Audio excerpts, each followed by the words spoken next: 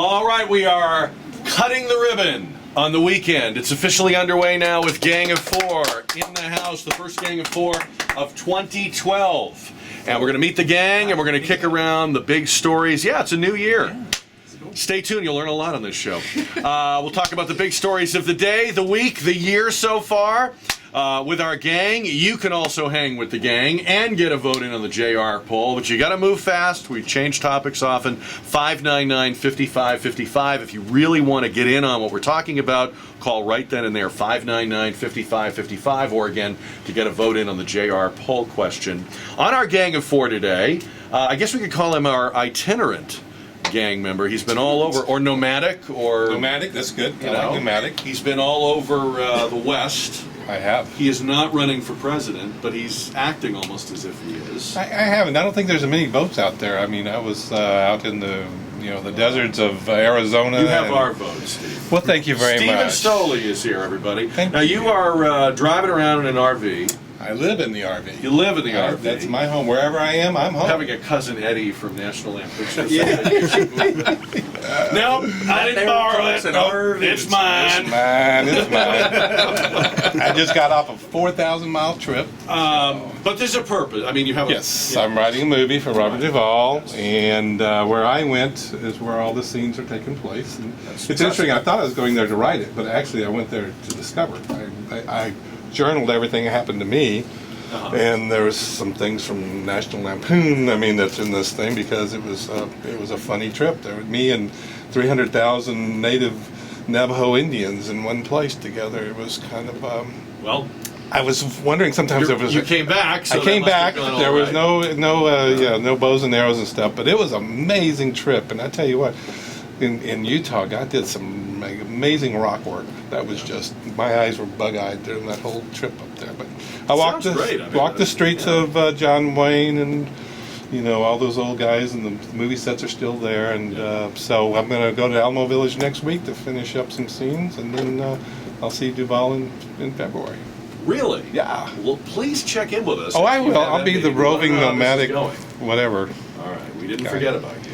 Thank you. It's good to be back. Glad you're back on Gang of Four as you pass through town. JT Street, who does Street's Corner on Fox San Antonio, and that's been very successful. That's going very well. Yeah. I like how when Steven said National Lampoons, he instinctively pointed at me. So. Yeah, I don't know why that was. I don't understand why that happened, but it fits the tone pretty well. Yeah, we've been doing Street's Corner for... It'll be a year here in April. Is that right? Oh, yeah. Congratulations. And just did our first quasi-best of for 2011, and that was fun, seeing all the weird stuff that I've gotten to do for that for the past 8-9 months. Let me brag on you a little bit, because of course I'm proud of the fact that you came out of Into the Night. Yeah. And but when I look at you on Fox, I think most local TV stations have done so many cutbacks that a feature like yours would have been eliminated a long time ago. You obviously represent real value to them, that they are keeping that on the air. It was cut back.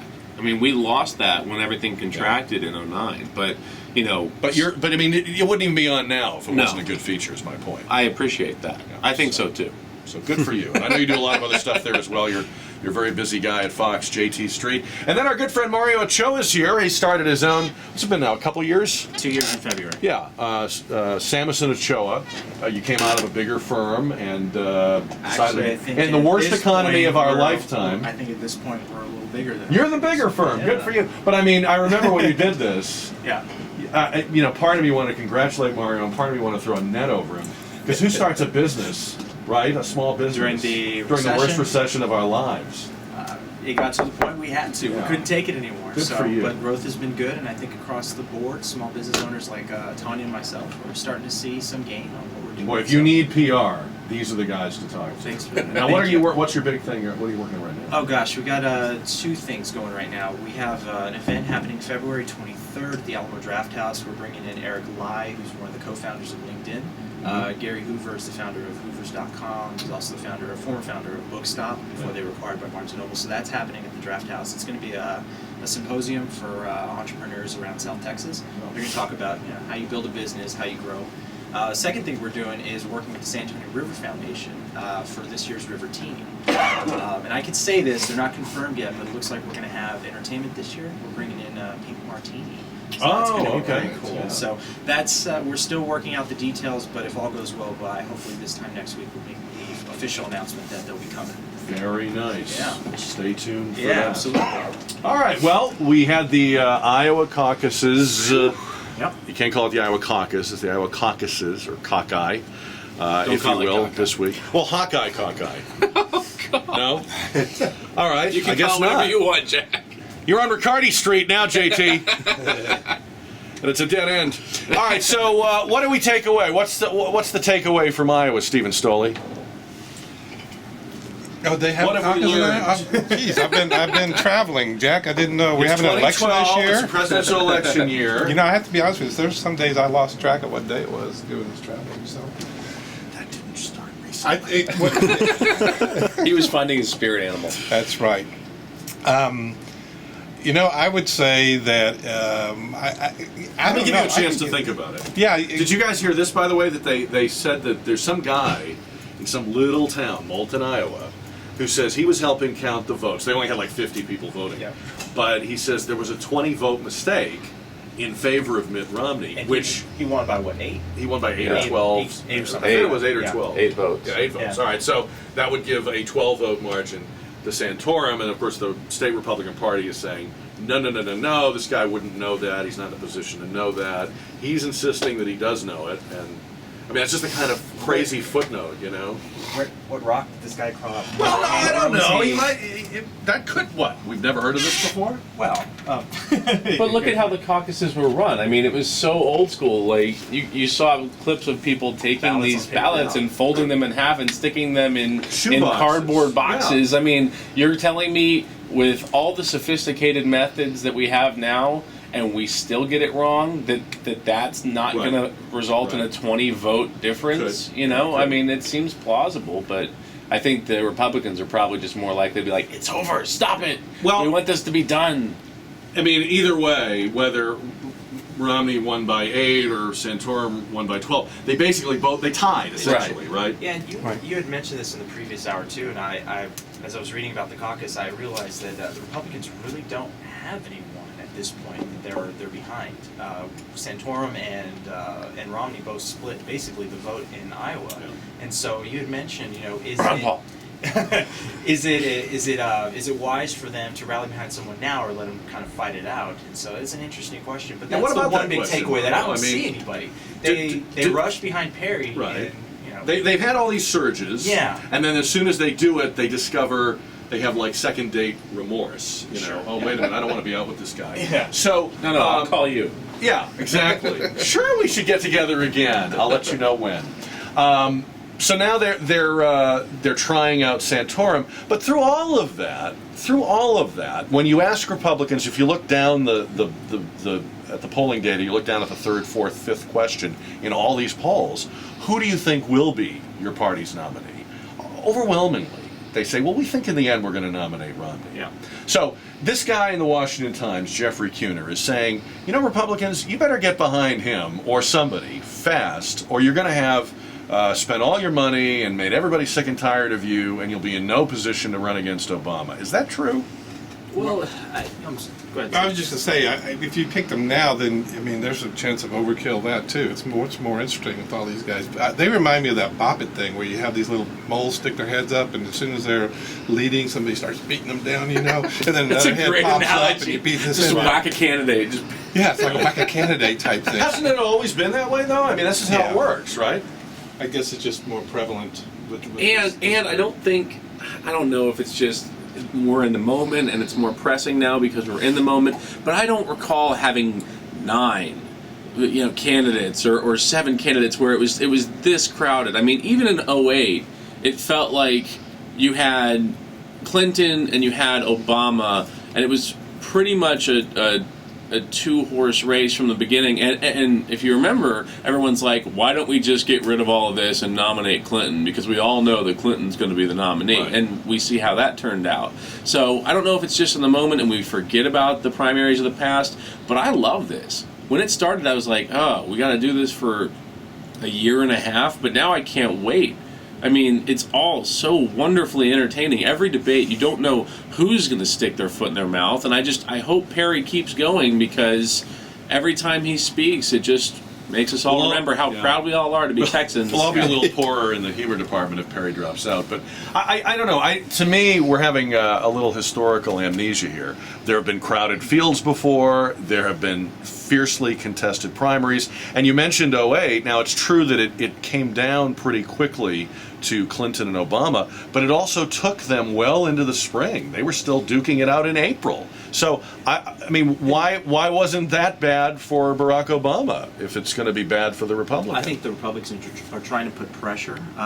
They do want to recapture the presidential seat. And here's the thing, I'm an advocate for conflict. And so I don't see any viable candidate on the Republican side yet. I'm sad to say I was a Perry backer, but he's kind of proven himself not ready for that seat yet. But conflict is good, and if we can allow these candidates to duke it out into the spring, and there's a confident candidate that Republicans can get behind, I can support that because it seems like right now they're in a rush to get behind somebody because there's a lot of pressure coming. Well, I don't think they are in a rush. I mean, I think this guy is saying Well, they should be, but it seems to me that Republicans seem to be enjoying in the way that you are, JT, although not for the same ideological reasons. But I think Republicans are enjoying this right now. They want people working hard to win them over, to reach out to them, show us what you've got. And Stephen, doesn't that also help Republicans figure out who would be the best warrior to send into what will be a very, very hard-fought, fight with Barack Obama? It was like one of your guests said, these guys are this is their sparring matches, until they get up to Obama, which will be the main event. Well, if you don't have any sparring matches, you're going to be weak and you're going to be out of shape. So I think this goes, just Perry showed he had a glass jaw. I think Newt Gingrich has a glass jaw. I think he gets very prickly very quickly. He was always very good in debates, but he's not very good at taking criticism. And the minute that people start criticizing him, he gets a little gonzo. I remember when Reagan ran, there was quite a few contested heated debates. Remember when he said, "I paid for this microphone," and he grabbed the microphone, So I want to see more. 10-man field. It was a huge field, but I want to see more of that.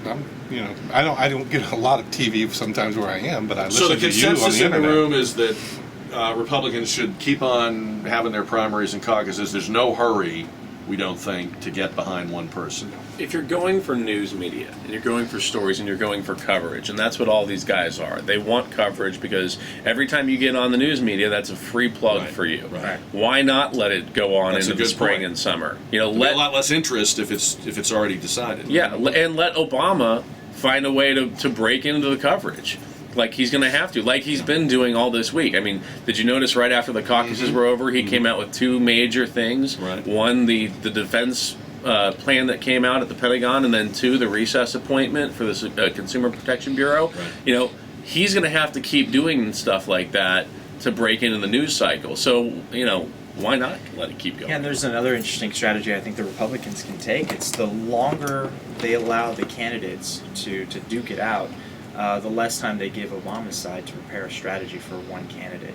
If you have multiple candidates who are all in the running for the nomination, a great point. it gives Obama's administration a shorter period of time to prepare. That's a very good point, Mario, though I've also heard people say, and I want to get your take on this, I've also heard people say, doggone it, we're giving the Obama people the oppo. We're showing them the vulnerabilities, and we're showing them what to say. When Gingrich says that stuff about Romney and him being rich, we're teaching the Obama people how to run against Romney. But to me, they're going to figure that out anyway. Yeah, But don't we all already know the negatives of all of these candidates? I mean, we know none of Romney's it a is a callous bombshell. businessman. We know Gingrich is prickly and has no sense of diplomacy. We know Ron Paul is really, really good on financial stuff, but doesn't gel with Republicans on basically any social issue.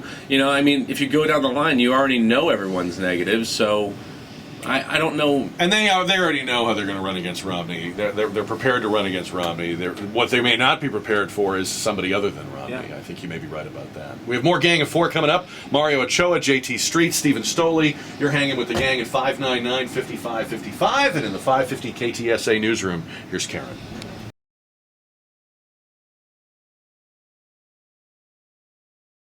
House. Sure. How it's supposed to be spelled with an A and a U. Yeah. House. And, what's your favorite thing to get there? Dude, I like the pancakes. Dude. Yeah, at the pancake. I actually got this shirt at the Pajama Pancake Run, which they sponsored for doing the Streets Corner. So He ran in here today in his pancake. In his pajamas. In his pancakes. What? I have pancake shoes. And you've no doubt heard then, because you're a big fan of the restaurant, that in 2012 they'll be adding a second location over there at Fredericksburg and Crew Road. Very exciting. It's going to be even bigger. There's going to be a big outdoor seating area. Robert wants to do a beer garden. I mean, they're going to have room to do a lot more. Beer and the pancakes. same good quality local ingredients. It's great every time you go. Breakfast, lunch, or breakfast for lunch 7 days a week. So for right now, you still go to the original location, Bitters and West Avenue, over there in the Embassy Oaks Shopping Center behind the movie theater. You might run into JT Street there sometime. Run into him, gently. Yes. Don't run him down. Well, you might. Let's see what he says Don't today. run Maybe me you'll down. want to. I don't know. I'm run And down enough then as look it is. for in 2012 that second location, Fredericksburg and Prue. And of course, you're seeing it all over the place these days. The Food Network, the gourmet magazines, the travel websites, the Magnolia Pancake House.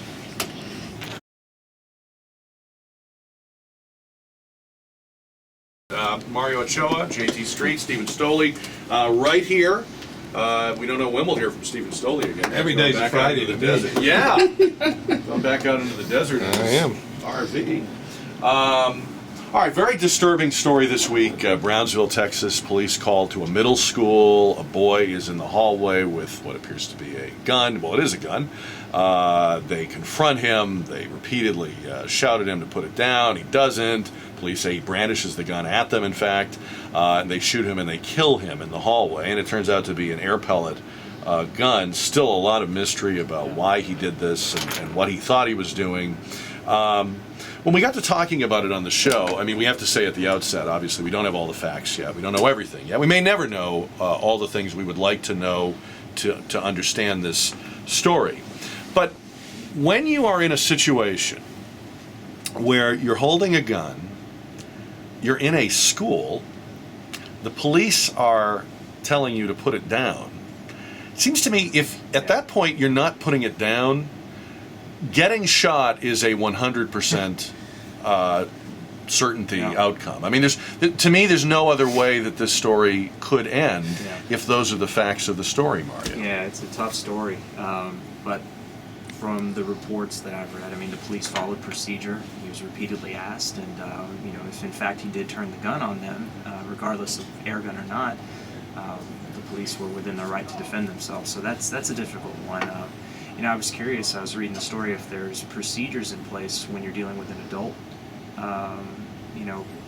adult criminal, or you're dealing with a juvenile.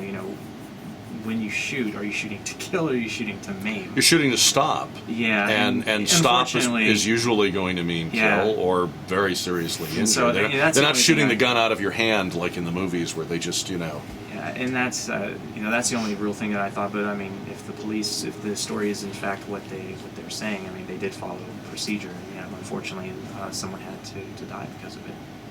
I mean, in a way, JT, since Columbine, we have demanded, and I think rightly, that police departments look at every situation like this as if it could be that.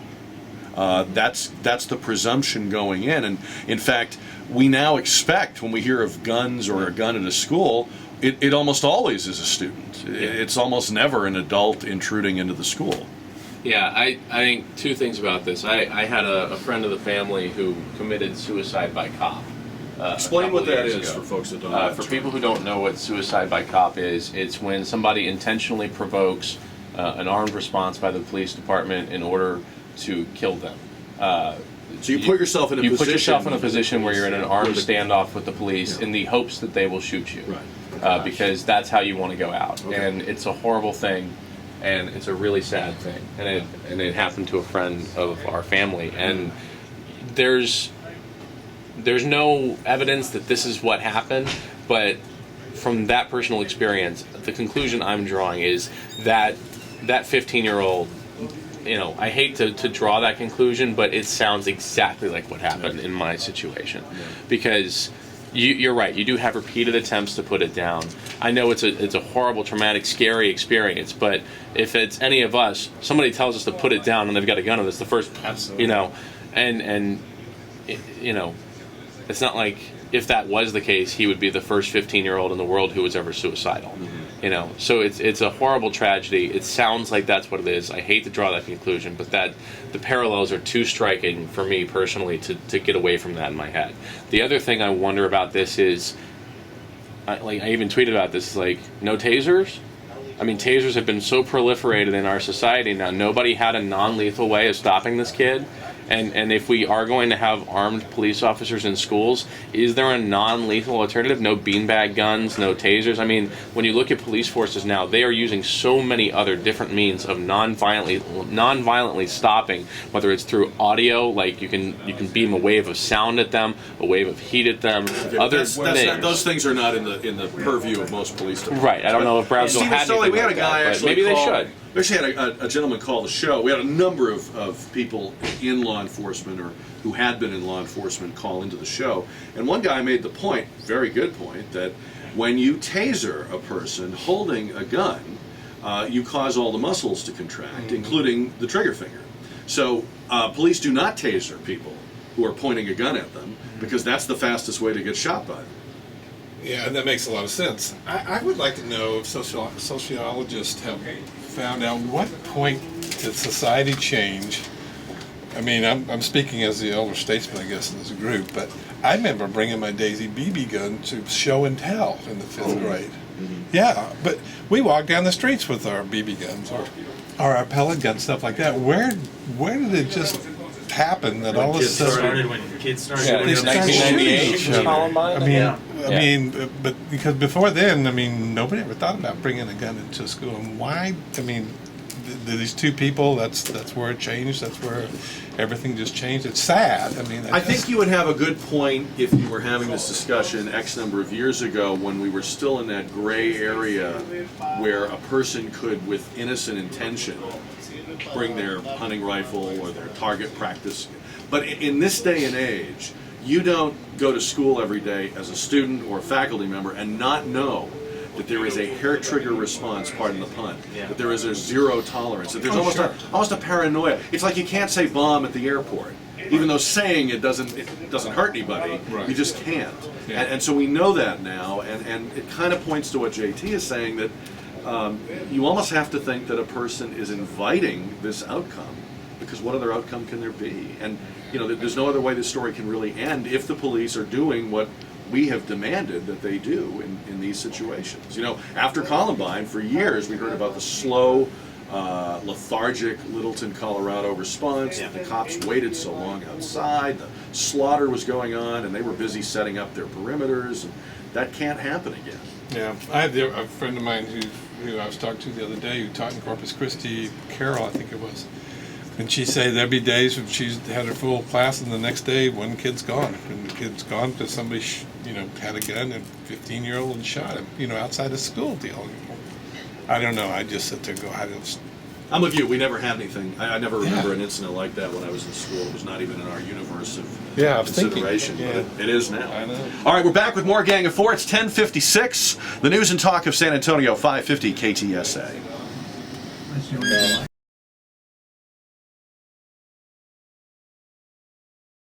Karen Klaus, say good morning to our Gang of Four. Gang, say good morning to our news czarina. Czarina. Karen Hello, Klaus. Karen, a little bad news here. Research in London, just published in the British Medical Journal. I always read that for you, so you won't have to. Says that the brain's ability to function starts to decline as early as age 45. Previously, they thought that the decline started in the 60s, in your 60s. A lot of things started declining in the 60s, but in your 60s. But now they think that the cognitive decline actually begins in men and women by about a 3.6% decline between the ages of 45 and 49. It's about the same in men as in women, and they say this is important because in doing Alzheimer's research, it's important to figure out the moment when the mind starts to... What were we talking? I don't remember now. What 11:09 on the News and Talk of San Antonio, 550 KTSA. All right, on the gang today, they have rounded the bend into the final turn. They went out during the news break and started their cars. Mario Ochoa, JT Street, Steve Stoli. By the way, you'll be able to see these guys. The video podcast of Gang of Four will go up on our website and on Facebook by Tuesday. Yes. Or You'll be able Monday. to see it all in HD. Oh, God. Oh, man. Hey, if I've got to be on, Oh man. why not you as well? You know what I think? You know, I think we should really do this. I should wear the camera on my forehead, so people watching the Gang of Jack Four Cam. podcast, Jack see, Cam. it should be like this. Whatever I'm looking at. Okay, now I'm talking to There Mario. we go. Okay, now I have a point with JT. Oh, hi, Steven. See, that's how it should work, I think. Get to work on that technology at once. Have something on my desk Monday morning. All right, a lot of stuff obviously to talk about. There was a statistic that made the news this week. Says that during the Christmas season, Americans bought a record number of guns. In fact, the December gun purchases were an all-time record, shattering the previous all-time record in November. So Americans are buying record numbers of guns. They do this, by the way, they measure this by the number of background checks requested of the FBI's instant criminal background check system when you go into a gun store or what have you. They don't actually know how many guns that adds up to, because some of those people getting background checks were buying more than one. So it may be even more dramatic than this, but they say they did 1.5 million background checks in December, 500,000 in the 6 days before Christmas.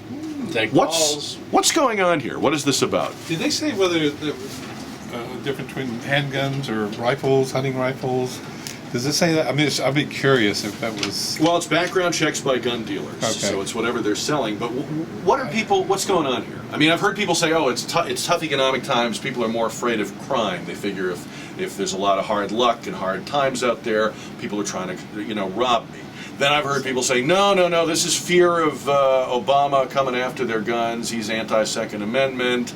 Then I hear people saying, "No, it's people are worried about a collapse of the banking system and the social order, and this is Fortress America, where we're going to, hunker down inside our home with our gun." I mean, what is going on here? I don't think it's any of that. Yeah. Most people who get guns are actually getting them as gifts.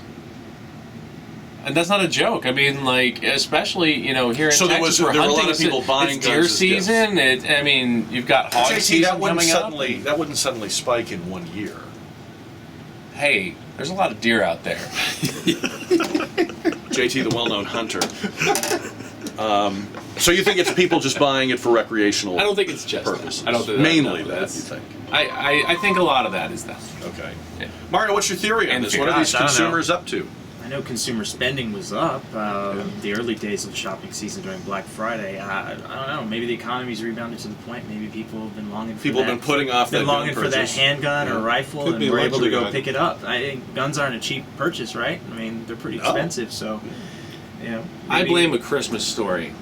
If There he you hadn't go. wanted that They Red keep Ryder running BB that gun, damn movie, and the kid, none of this would have happened. Well, my grandson got his first Daisy BB gun. If that counts in gun sales. I don't think they do a background I don't check think they do on that one. But Yeah. I bet you there's gonna be a few more sales after Yeah. teenage mom with the baby story the other day. Oh, yeah, I want to play that. Somebody breaking Pull on in. your headphones, guys, if you would, please. I don't mean to make that segue. glossy. Thank you. Would you please don your headphones? This is a woman in Oklahoma. This is how you know you're not in Texas, because we wouldn't be asking for permission. But a woman in Oklahoma is on the phone with 911. She's got an intruder in the house, and she wants to know if it's okay to, well, listen to this.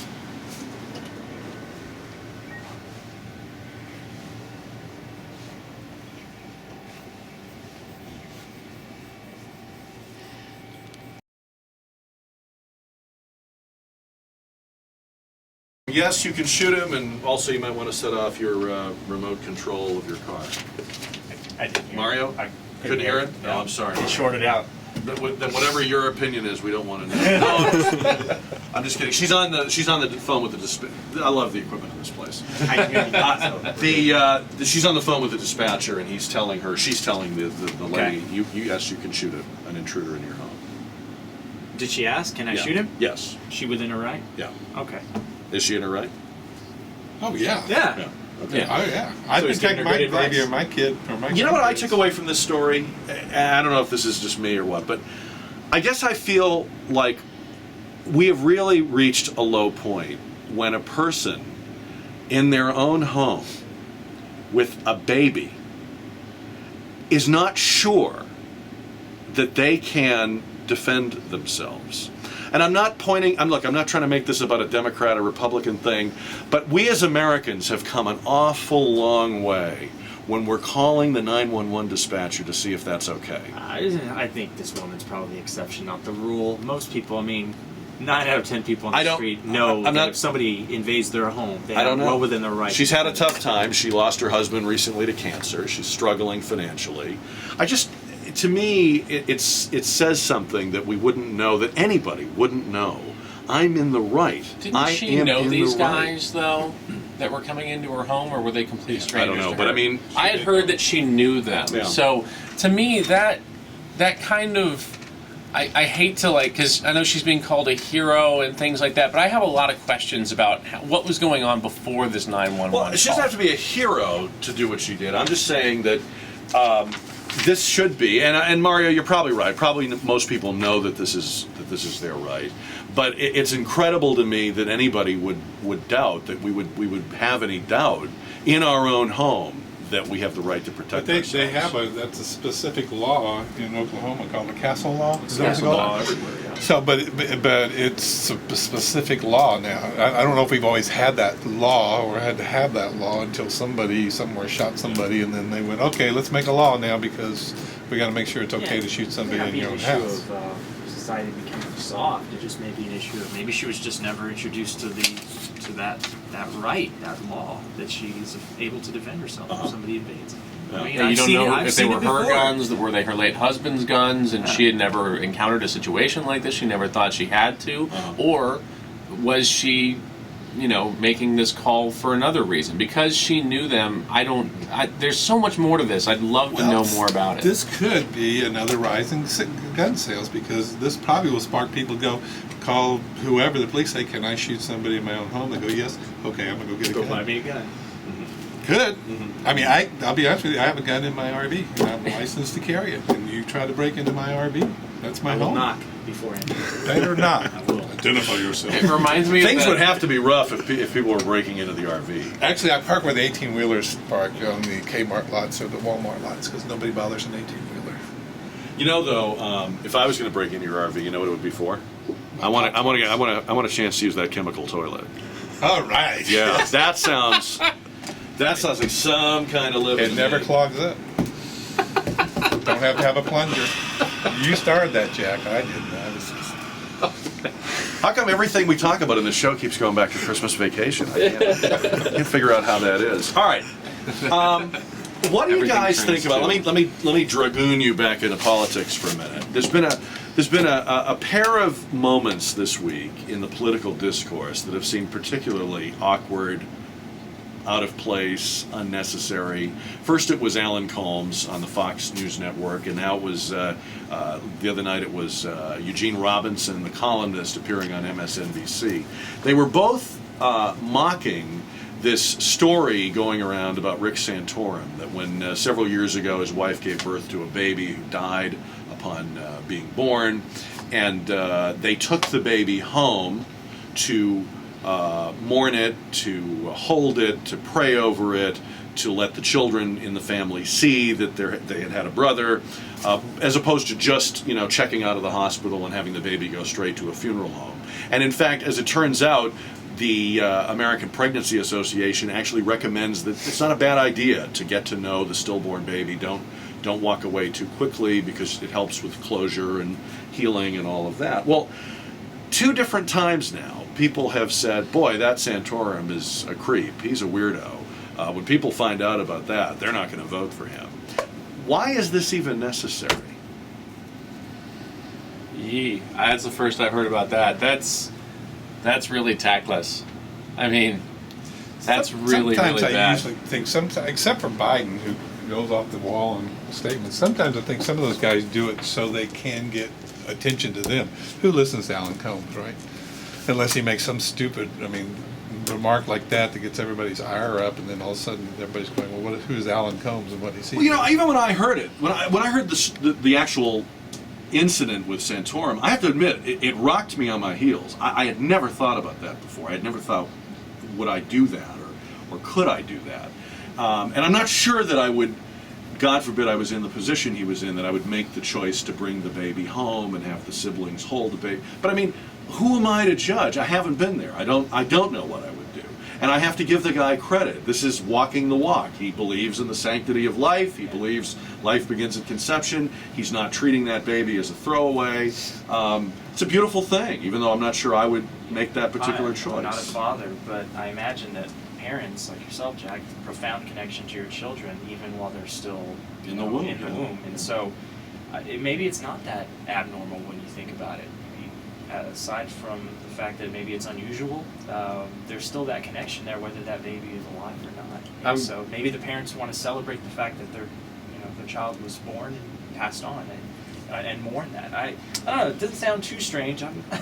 It's I actually to dovetail onto that. It's Yeah. interesting that this comes up right now. I haven't done anything, but I'm researching a story on this organization, and they're called Now I Lay Me Down to Sleep, and they take photos of stillborns for the families seeking closure. So because they don't want to go through this and never have a single photo of their baby. So they actually do professional photography of this during this moment. And when I first heard that, I was like, God, that's really morbid.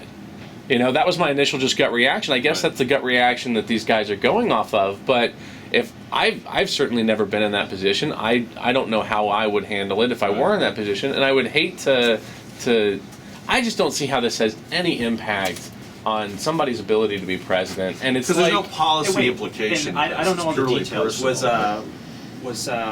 Were they allowing the family to carry the baby, or did they have was it an open casket type? Well, what the guidelines on the APA website recommend is that you spend time at the hospital with the body of the baby. But his wife was an ER nurse. They didn't want to do this in a clinical antiseptic setting, so they took the baby home. They had the baby at home, and then they brought it in for to the funeral home. And I think because most of us have perhaps never heard of anybody doing that, maybe at first we think, as you thought, JT, with that photographic business, gee, that's so weird, or that's so new to me.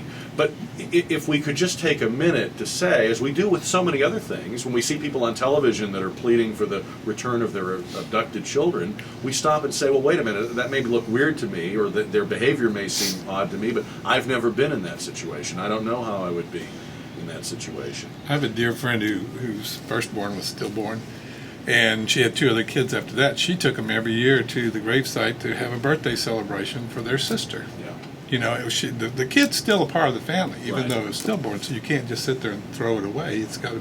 It'll always be part of your family. Yeah. So The one way you could have brought this up, if you wanted to make a point about Rick Santorum that is germane politically, you could have said, Rick Santorum, of all people, should understand how off-putting it is, how upsetting it is when he judges people's personal conduct, when he judges gay people, when he judges people for the decisions they make in their personal lives. Maybe this is a way of saying, we all have things that are deeply personal that the government should not have any input into or opinion on. And that's how I would have, if I felt the need to bring it up at all, I guess that's how I would have brought it up. Rick Santorum, you've upset a lot of people by trying to legislate their personal business.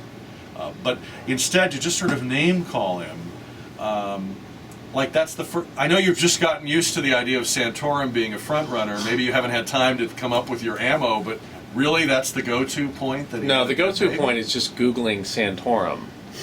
No I kidding. think we've all been there. So that's the go-to point if you want to make fun of Santorum. You really don't need to bring anything more personal into it than just Googling his last name. Yeah. And then both of these guys, by the way, have issued very halting, questionably sincere apologies after the fact. But it's, you can't unring the bell. You've said it, now you've said it. So. All right, we're back with the lightning round on Gang of Four. It's 11:24 on 550 KTSA.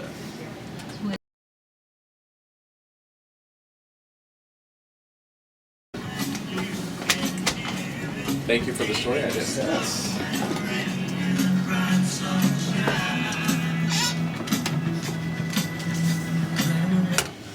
All right, it's time for the lightning round on Gang of Four. Our gang today on 550 KTSA, Mario Ochoa, who is a PR executive, JT Street's Corner on Fox San Antonio, the news at 9, and Screenwriter. Stephen Stoli, screenwriter and RV pilot. There you go. A couple of our favorite moments from the presidential campaign trail. We've got to celebrate Rick Perry while we can. We don't know how much longer we'll have him with us in that sense. We'll have him with us. Did you hear Rick Perry being confronted by a Politico.com reporter over a story Politico did citing unnamed sources in the Perry campaign? Let's just say that the governor really doesn't like him, those unnamed sources.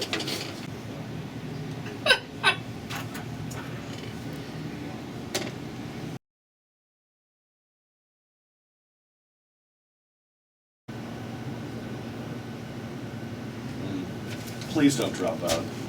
Seriously though, I do agree with him.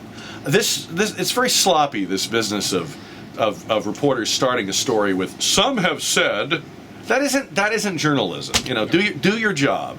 And if it's some have said, you don't really have a story. I don't blame him for not answering it. I don't know. As the closest thing to a journalist here, on this side anyway. Well, you're a real journalist, JT. You don't have to put yourself down like that. I appreciate that. I mean, your opinions may suck, but your journalism is excellent. Usually I interview people like sea lions, so I don't know.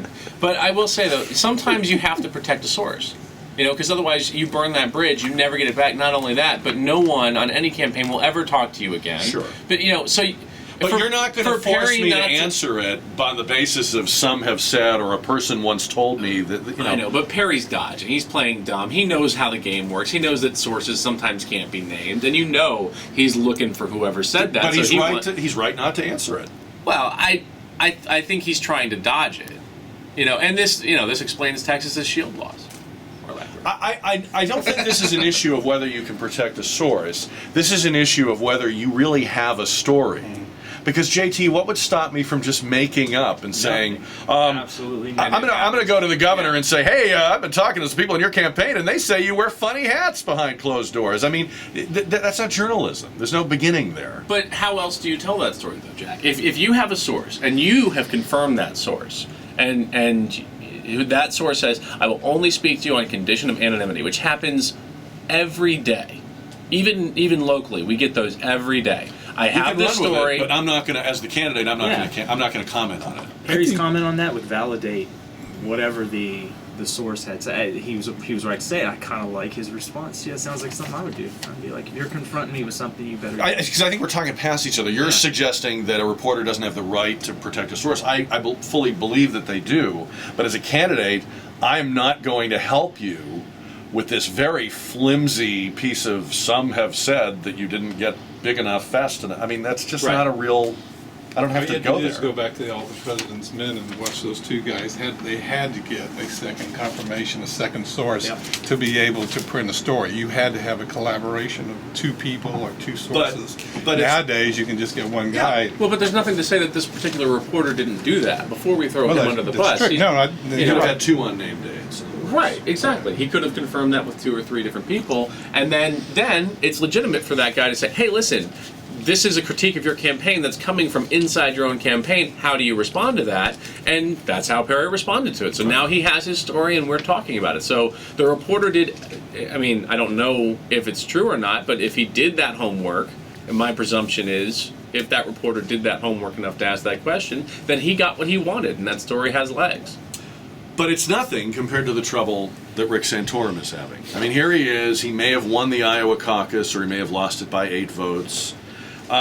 He's got a nephew named John Garver, who has come out and written a guest column at dailycaller.com entitled "The Trouble with My Uncle, Rick Santorum." Oh God! How are you not going to read that, right? Well, it's not what you think. It's not Uncle Trouble.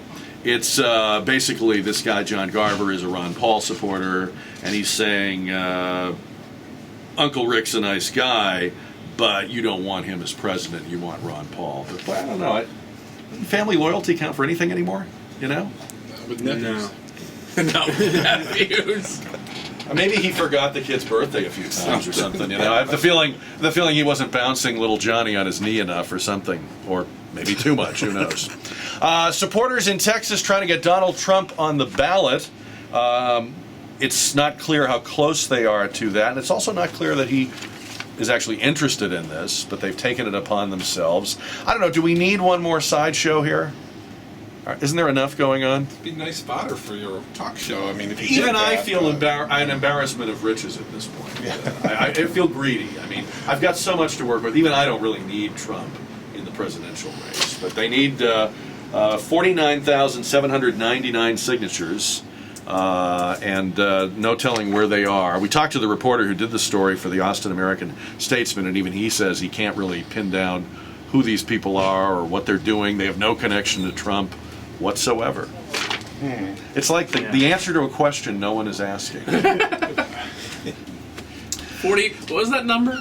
47,799. God, that is the most arbitrary number. I mean, what law was? But put that into sounds. place? See, when you make up a number, you should always make up a number like that. Exactly. That makes it look more Like the legitimate. guy in Iowa should not be saying 20 votes. He should be saying 19 or 21. Right. 20 is 17. too round, I think. All right. People still mourning the king of pop, Michael Jackson, more than 2 years after his death. And now some fans of the king in France are suing that Conrad Murray guy. Remember the doctor? Yeah. They're suing him, saying that they have suffered emotional damage over the death of MJ. Is that, can you do that? Lazy French That's people. frivolous, man. Oh, how insensitive of you. They just, Mario. To laugh It's at like their you don't pain. even care. Just because they're Look at French me, doesn't look mean at they me can't be thing. feeling pain.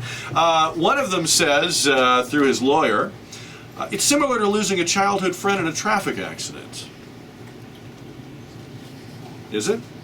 That's stunning. Even Gang of Four is speechless. That's stunning. All right, well, remember in Harry Potter, the Harry Potter movies, they have the, what do they call it, the cloak of invisibility, or is that what they call it? Okay. There's something like that. Believe it or not, scientists may have invented the cloak of invisibility. They call it the time cloak at Cornell University, and what they've done is created a way of hiding something for 40 trillionths of a second. 40 trillionths of a second. Like my TV career, JT. Just about that long. It moves light beams out of the traditional 3 dimensions. Other than that, I don't understand it and can't explain it. But That's finally, pretty cool. Fascinating. Yeah. the invisibility cloak. I mean, I think we've all been waiting for it's that. only been 80 years since the first Invisible Man in 1937, I think. What could you do in 40 trillionths of a second, though? Is that a blink? Come on, of an eye? JT. I'm giving. universe. I'm playing straight man to you here. Come on. Is this the 40 trillionths That's like the of a length. second? That's like the length of Rick Perry's surge in the presidential campaign. Look at this. He's playing both now. I'm just trying to help you here. I thought good. you'd be No, kidding. my mind is blown by the idea of still trying to take light waves, and you've caught me in a science geek moment. I'm trying to figure out how you take light and move it out of these traditional 3 dimensions, and how that's different from what the cloak that they did in Mission Impossible 4 is. So I'm kind of geeking out right now. Sorry. That's awesome news, though. They say it's the first time that scientists have been able to mask an event in time, a concept only first theorized in recent years. Wow. So somehow I just get the feeling that if this is further developed, all right, and if this in fact becomes possible, that somehow politicians will get a hold of this. And you talk about recess appointments. I don't know. Imagine its impact on warfare. Well, warfare, you can see that, but I also see no, we didn't pass that bill. No, we didn't. No, we didn't. There was no vote. There was no bill. We didn't pass that. Pay no Cloak of attention to the invisibility. man behind the invisibility cloak. And it really shouldn't be a cloak, right? I mean, who wears a cloak now? Shouldn't it be like the windbreaker of invisibility, or Members only jacket. I was about to say windbreaker. how about the nice. tailored blazer of The invisibility? tracksuit of You know? invisibility. I mean, you're a well-dressed guy, Mario. I don't thank think you. you have any cloaks hanging in your closet, Don't right? have any cloaks hanging. But if it is invisibility cloak, You might make an room. I exception. may make some Get a room cloak, for get a that. monocle. Yeah. out. Cloak is good though. Serious. Politics has always been kind of cloak and daggers, so No. Maybe the cloak should they're make halfway there. What happens in the cloakroom, right? The cloakroom. Do they still? I guess they still call it the cloakroom. They still call it. I think they do. I always got whacked by the nuns in the cloakroom. Well, never mind. At least it wasn't. Never mind. Man, did I just completely misunderstand 40 trillionths of a second. Why do they still call Can it we the forget that cloakroom? moment And in I guess, sort of like, why do they still call it in the car the glove box or the glove compartment? Who's keeping gloves in there, right? That's true. How long ago was that then? It's been a long time. All right, I think the show's over. I think it ended several minutes ago without us knowing it. Stephen Stoli, please travel safely wherever I it is will. you're going and whatever it is you're doing. And if you want, we'll believe this screenplay, story that you're putting out. But whatever's really going on, I'm giving Mario the PR thing on it. He's going to write the stories, and once it's in print, it's believable. well, I got to be honest with you. This whole deal, you're meeting with Robert Duvall, right? Let's see how that goes. Okay. If that goes well, then we're He liked the treatment. What am I supposed to do? What does that mean? He liked the treatment? The treatment is usually a 5 to 10 page story. It's like a chapter. Oh, It's yeah, like it wasn't like you rubbing his shoulders, going, "Robert, this is great." it's here's the story. Do you like it? Okay, let's put it in screenplay. So it's like an outline. No. Okay. You liked that. He said, "Show me the whole thing." First thing you do is now treatment. Now you're going to show him the whole script. He liked the other treatment too. Sure. Well, who would? Yeah. All right. Well, good luck. with 80-something years old. Guys, give the old man a break. that. We're not picking on him. Jealous because I'm traveling around the country. That's all it is. I think this was directed at him. No, I am jealous. When you're of traveling 60, around the country. 58, I you give can you a do lot of something. credit for doing that. Good for Thank you very much. No doubt. And I feel bad that you were telling Taylor. I heard you telling Taylor you couldn't even park the RV in our. No, I had to park in the Korean Baptist Church across the street. I feel bad for them too. I hope they don't tow me. What did they do to deserve this? JT Street, what is the next thing we'll be seeing you do on Street? Really cool story. There's this. The All-American Bowl is going on this week, Yes. right? And one of the brightest stars in the All-American Bowl has never played high school football in his life. In fact, he is a 10-year-old kid who is one of the reporters covering the event. So we get to meet him and talk reporter to reporter. See the local kid from San Antonio that got selected by Sports Illustrated Kids, Illustrated. yeah. That's pretty Very cool. nice. They picked him up. He's Yeah. a really, really bright kid, and he'll have our jobs. I was going to say, just watch yourself, JT, because he's been coming after you. All right. And Mario Ochoa, busy man in the world of public relations and advertising, and we appreciate your coming in today as well. Thanks for having me here. And let us know. I'd like to know more about that thing you're doing at the Alamo Draft House. That sounds really. Oh, it's going to be fun. Send us a release on that or I'll something. send you all the info you need. In fact, if you guys want to come, please, you can be our guest. Oh, Come and how sit nice. with Eric Lai and Gary Hoover and everyone else we got coming into town. I'll bring my cloak of invisibility. Yeah. All right. On that note, we thank you for coming in. We've said a lot. I don't know if we've solved anything. We have lots more to come, including your votes in today's JR poll question. It's 11:41 on 550 KTSA.